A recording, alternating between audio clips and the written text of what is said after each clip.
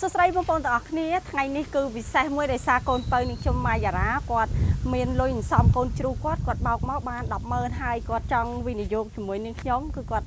ចង់ឲ្យនឹងខ្ញុំធ្វើវីដេអូដើម្បីឲ្យលុយគាត់សន្សំថែមការប្រាក់មួយខែទៅគាត់ញាត់កូនជ្រូកវិញអញ្ចឹងគេចង់ឲ្យនឹងខ្ញុំ 100000 ហ្នឹងយកទៅធ្វើអីក៏បានដែរប៉ុន្តែ 100000 នេះនឹងខ្ញុំចង់យកទៅទិញត្រេនញ៉ាំដោយសារខែនេះជាខែត្រេនណាបងប្អូនអញ្ចឹងមួយឆ្នាំបើអត់បានញ៉ាំត្រេនម្ដងគឺយើងស្ដាយយើងទិញ 100000 នេះបានតិចតួចបំផុតបងប្អូនប៉ុន្តែយើងចង់ញ៉ាំហើយទិញយកមកចែកគ្នាញ៉ាំតាមលទ្ធភាពឥឡូវនេះខ្ញុំទៅផ្សារដើម្បីទិញត្រេនញ៉ាំហើយយកមកនឹងឆ្នៃធ្វើជាបង្អែមញ៉ាំលក្ខណៈគ្រួសារកូនស្រីនាងខ្ញុំគាត់បាននិយាយថា 100000 នេះគាត់ឲ្យមកនាងខ្ញុំដើម្បីវិនិយោគក្នុងមួយខែគឺគាត់យកប្រាក់ចំណេញដើម្បីយកទៅញាត់កូនជ្រូកវិញចាអូខេឥឡូវនេះចាំទៅតាមដានជាមួយនឹងខ្ញុំទាំងអស់គ្នាពេលសកម្មភាពនឹងខ្ញុំទៅទិញត្រេននៅផ្សារនៅតំបន់នេះខ្ញុំត្រេន1គីឡូប៉ុន្មានហើយនេះខ្ញុំយកមកញ៉ាំលក្ខណៈគ្រួសារចែកជូនបងប្អូនទស្សនាបន្ថែមទៀតអូខេតោះហើយថ្ងៃនេះគេសៃនៅគាត់ទុកម៉ូតូនៅនេះខ្ញុំជិះម៉ូតូគាត់ទៅអូខេជំរាបសួរអំពូមីងគ្រាន់តែខ្ញុំផ្ដើមវីដេអូភ្លាមគាត់មកដល់ភ្លាមដែរដឹងម៉ាក់តាណាអត់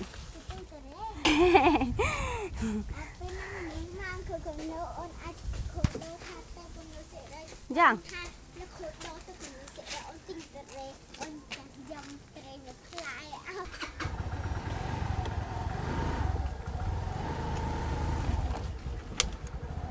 លក់មិនត្រេនអូនអូនៅថ្លៃហ្នឹងណមិនមានលុយញ៉ាំមើលត្រេនអីគេហ្នឹង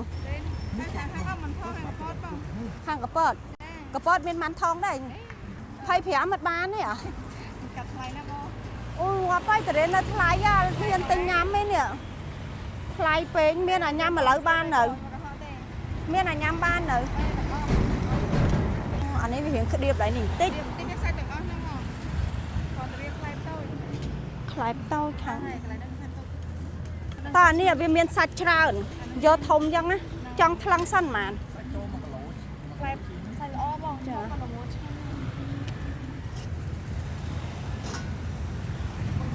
ជាង 100000 ហើយហ្នឹងហើយបង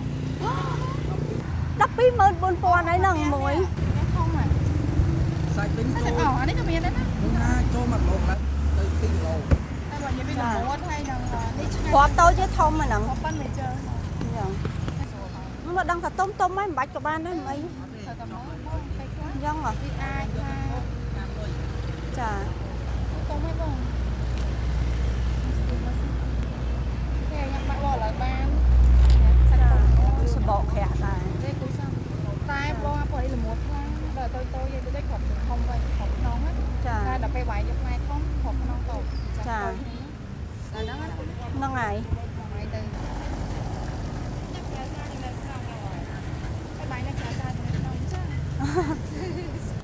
ដាក់ចូលអត់ចូលទិញត្រេនអស់$30ហើយអត់អីទេមិនបាច់ទេដាក់ក្នុងកន្ត្រកហ្មងអូនចាយ៉ាងណាអូ120,000ថ្លៃបថុយបឋានទៅសិនណាយបង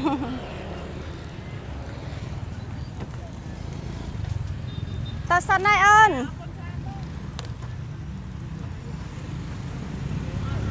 ចាំបងប្អូនទាំងអស់គ្នាឥឡូវនេះគឺពេលល្ងាចមានអ្នកលក់គាត់មកលក់ច្រើនមែនតើហើយខែនេះគឺកន្លែងណាក៏មានលក់ត្រេនដែរបងប្អូនលក់គ្រប់កន្លែងចានេះខ្ញុំបង្ហាញទូនៅភូមិខ្ញុំនេះពីមុនមកកន្លែងដែលដាច់ស្រយាលស្ងាត់ខ្លាំងមែនតើហើយមានព្រៃទៀតដល់ពេលគេបង្កើតរោងចក្រមកចាប់ផ្ដើមមានបងប្អូនយើងគាត់មករកស៊ីមកលក់ដូរនៅទីនេះច្រើនមែនតើចាផ្លែឈើមានគ្រប់មុខមែនតែមួយមុខហ្នឹងឯណាបងប្អូនឥឡូវនេះចង់ចូលទិញនេះតិចអង្គតណៅយេរើមកយូរហើយបងហ៎មានអង្គតណៅទេបងទិញអីជងសក់ឲ្យកូនតិចទៅហើយវាដើរទៅតែអ្នកសក់អង្គតណៅឥឡូវ1គីឡូប៉ុន្មានបងគីឡូ3គីឡូអូចាបងអរគុណយកទៅធ្វើអីអរគុណបងបាញ់ទៅចាអរគុណបង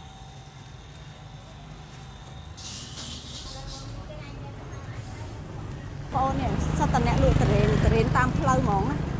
ហោហែទៅដល់មុខហ្មងអ្នកលក់ត្រេនច្រើនមែនតើខែនេះ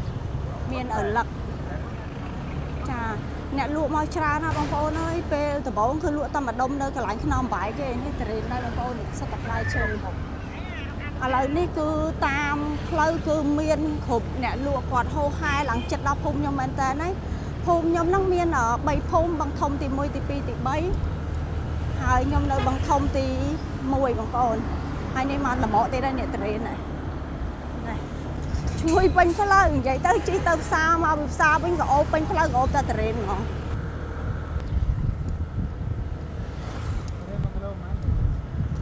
អូខេបងប្អូនទាំងអស់គ្នាឥឡូវនេះខ្ញុំបានមកដល់ផ្ទះវិញហើយថ្ងៃនេះគឺខ្ញុំទិញអង្ករដំណើបនិងដូងទុំចាកោសហើយនេះយកមកពូតយកក្បាលខ្ទិះដើម្បីច្បាច់យកមកញ៉ាំជាមួយនឹងបង្អែមតរេនយើងតរេននេះគឺខ្ញុំយកមួយភាគមកធ្វើទឹកទុរេនញ៉ាំស្រូបជាមួយបាយដំណើបជាមួយខ្ទិះដូងហើយនឹងមួយចំណែកទៀតគឺយើងញ៉ាំលេងចា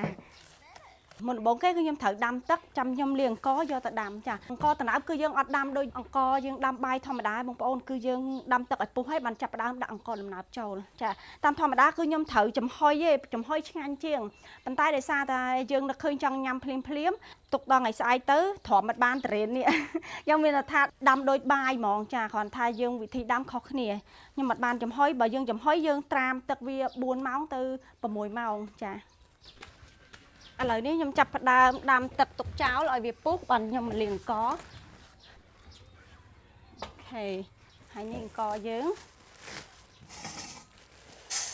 ដាំជាងពាក់កណ្ដាលច្រើនតិចចែកគ្នាញ៉ាំហ្នឹងដោយសារទឹកនៅខាងក្រោមអញ្ចឹងខ្ញុំត្រូវដើរចុះដើរឡើងទៅយកទឹកបងប្អូននៅក្នុងស្តែនតិចទៀតខ្ញុំមានទឹកស្អាតប្រើហើយខ្ញុំធ្លាប់បង្ហាញបងប្អូននៅ channel ទី2របស់ខ្ញុំគេមកតទៅយកដល់មុខផ្ទះហើយតិចទៀតយើងប្រើទឹក direct បានអត់សូវចុះលុយដូចយើងប្រើទឹកដងយើងបុកប្រើភ្លើងគាត់ថាងកខ្មែរយើងបងប្អូនតំណើបនេះ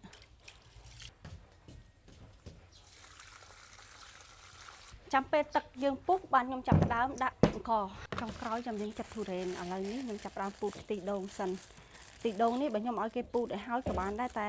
យើងតិចពេកខ្ញុំទិញមកតិចពេកអត់ចង់ឲ្យគេពូតឲ្យខ្ញុំពូតយកទឹកបន្តិចទេបងប្អូន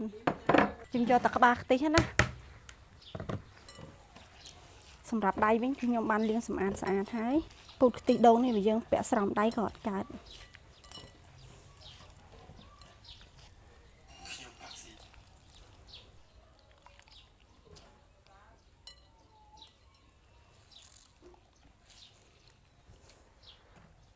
ទឹកយើងបានពុះហើយខ្ញុំចាប់ផ្ដើមដាក់អង្ករចូល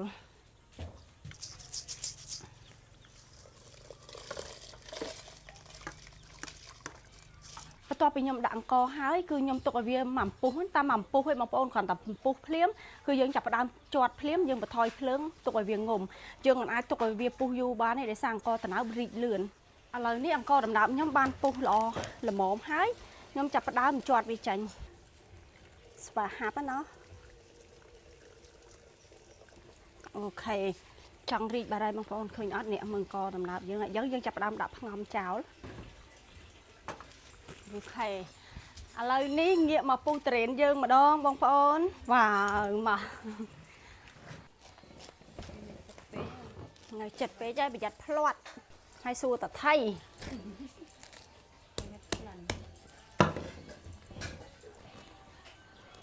តែនេះវារៀងមានបន្លាច្រើនអញ្ចឹងដៃយើងច្រាត់កើតទៅយកអីទ្រាំ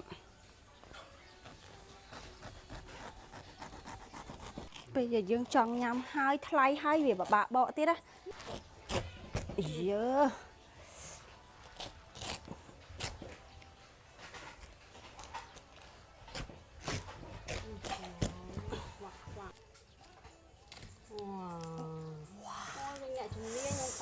My God មកមានលបើកទេណាខ្លែបនេះមកខ្លែបអូយយើងយកធំរៀងថ្លៃមែនប៉ុន្តែខ្លែបមួយដងមួយយ៉ាងហ្មងណាមែនអត់គេសៃចាបងស្រី$120,030 Wow my God បងប្អូនទាំងអស់គ្នាណែ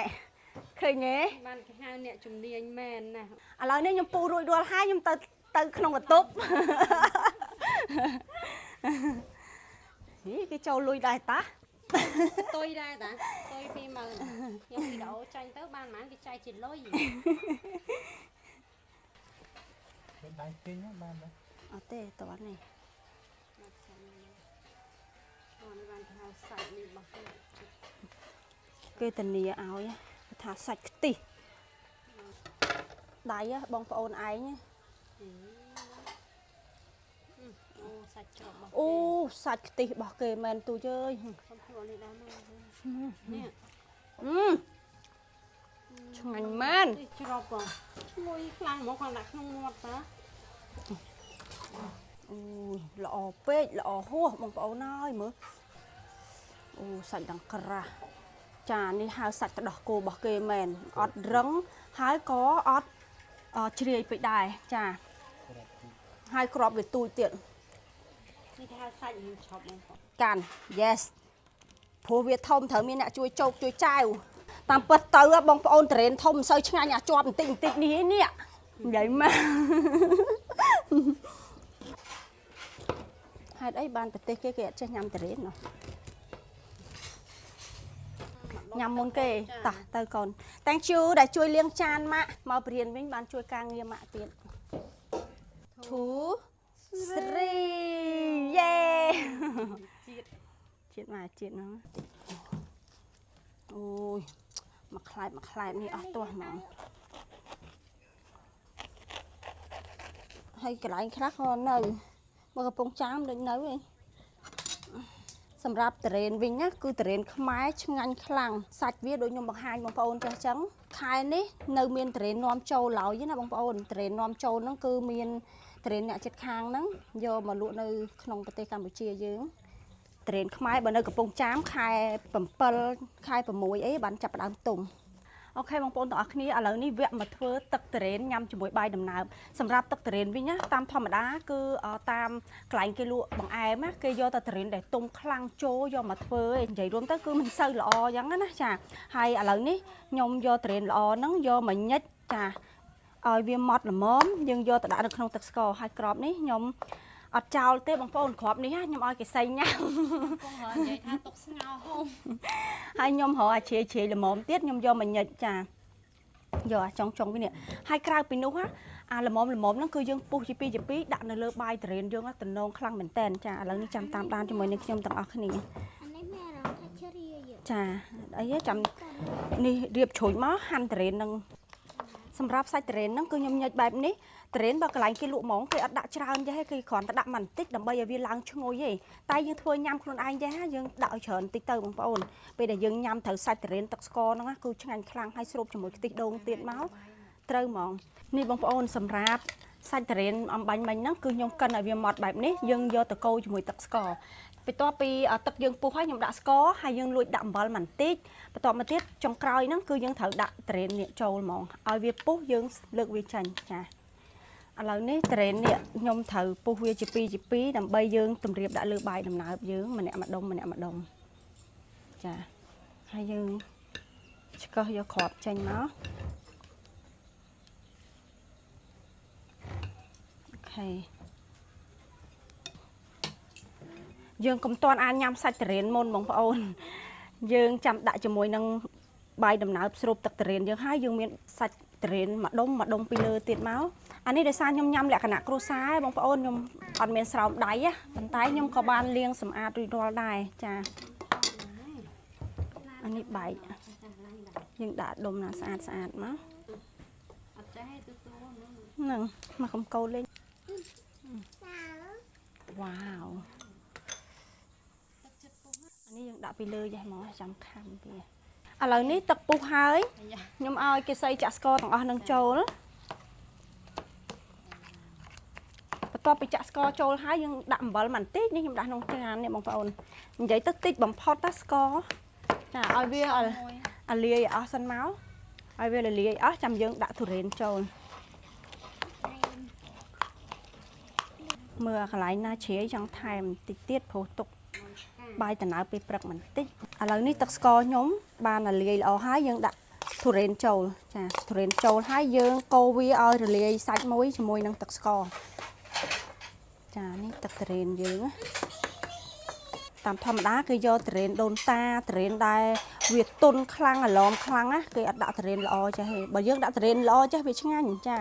ហើយមានសាច់ដុំយើងស៊ូបជាមួយទឹកស្ករទឹកត្រេនយើងនឹងមកចាបាយដំណើបយើងនេះអូនៅក្តៅឡើយតែល្មួតល្អតាបងប្អូនចាឥឡូវដួសដាក់ម្នាក់បន្តិចសិននេះផច្រើនអូផច្រើនមែនចាជួយចាំជាក់ផង ហើយបើញ៉ាំអត់ឆ្អែតចាំថែមទៀតទៅណាឥឡូវនេះខ្ញុំចាប់ផ្ដើមដួសទឹកត្រេនដាក់មកវែកមកដោយសាច់ត្រេនតិចមកបងប្អូនចាបែបហ្នឹងមកចាហើយមានសាច់ត្រេនតិចនិយាយពីទឹកត្រេនយើងហ្នឹងណាផ្អែមល្មមហើយឈ្ងុយខ្លាំងបងប្អូនហើយឈ្ងុយទឹកត្រេនចាបន្ទាប់មកទៀតគឺយើងចាប់ផ្ដើមដាក់ខ្ទិះដូងនេះខ្ញុំពូតខ្លួនឯងបងប្អូនដាក់ច្រើនបន្តិចបានឆ្ងាញ់មកវែកចិត្តមកវែកហ្នឹងមកអូខេឥឡូវនេះចាប់ផ្ដើមយើងដាក់សាច់ត្រេនចូលអូនយ៉ាយកមកដុំធំតិចនេះបោះកូនពៅណាយកចាក់ញ៉ាំបាយដំណើបជាមួយត្រេនណាហើយនេះអ្នកម្ដាយ យកកូននេះយកឡាឡាម៉ាយឡាជិះភាព នេះម៉ាក់ខ្ញុំម៉ាក់ នេះមក ហ្នឹងចាហើយបន្ទាប់មកគេใส่ អូយូញ៉ាំអស់អត់ ហេតុតែយើងធ្វើញ៉ាំខ្លួនឯងបងប្អូនបែបពិសេសហ្មងដោយសារដូចខ្ញុំនិយាយយើងមួយឆ្នាំយើងញ៉ាំម្ដងគឺយើងធ្វើឲ្យឆ្ងាញ់ហើយញ៉ាំឲ្យថ្លៃចឹងណាចាអូខេបងប្អូនឥឡូវនេះចូលរួមញ៉ាំបាយដំណើបលក្ខណៈគ្រួសារជាមួយនឹងខ្ញុំទាំងអស់គ្នាម៉ាក់ខ្ញុំនឹងអង្គុយក្រៅគេហើយឆ្ងាញ់បងប្អូនមើលម្ចាស់លុយនេះគាត់ម្ចាស់លុយម៉ាយ៉ារ៉ា ស្ទើផ្អែមអូយ៉ាងណាយ៉ាងបានថាយើងស្រូបបន្តិចសិនបើយើងស្ទើចាំយើងថែមណាថែមខ្លួនឯងចាហើយខ្ញុំសុំថែមខ្ទិះដូងបន្តិច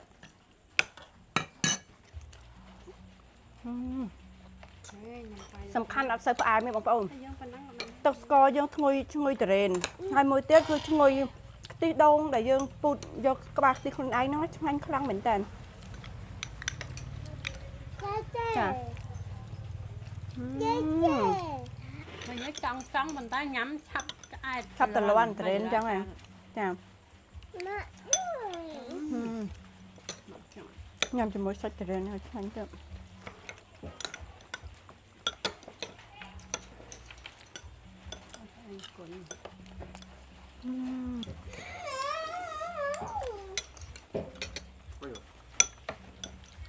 មិននិយាយលេងសើចទេបងប្អូនឆ្ងាញ់ខ្លាំងណាស់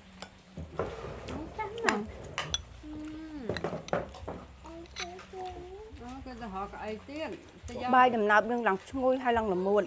ហើយមកឈ្ងុយទឹកត្រេនទឹកស្ករយើងមកឈ្ងុយខ្ទិះដូងហើយគូបផ្សំជាមួយសាច់ត្រេនយើងល្មួតទៀតគឺកាន់តែឆ្ងាញ់ចាអូខេបងប្អូនទាំងអស់គ្នាដែលបានតាមដានវីដេអូនេះខ្ញុំតាំងពីដើមដល់ចប់ចាបាយបាយតូចស្អាតមែន sunset ហ៎រាល់ថ្ងៃខ្ញុំក៏តែភ្ញាក់ផ្អើលរឿង sunset នៅក្រោយផ្ទះខ្ញុំហ្នឹងតាដូចថាខ្ញុំរស់នៅជាមួយនឹងធម្មជាតិខ្ញុំស្រឡាញ់ណាសំខាន់ឃើញឡើងច្បាស់ខ្ញុំភ័យជាងគេខ្លាចភូមិខ្ញុំគេចាប់ផ្ដើមអភិវឌ្ឍទៅគេធ្វើផ្ទះជួលឬក៏រោងចក្រអគារធំខ្ពស់លេខ sunset ខ្ញុំឡើងរាល់ថ្ងៃគិតតែពិបាកចិត្តកន្លែងហ្នឹង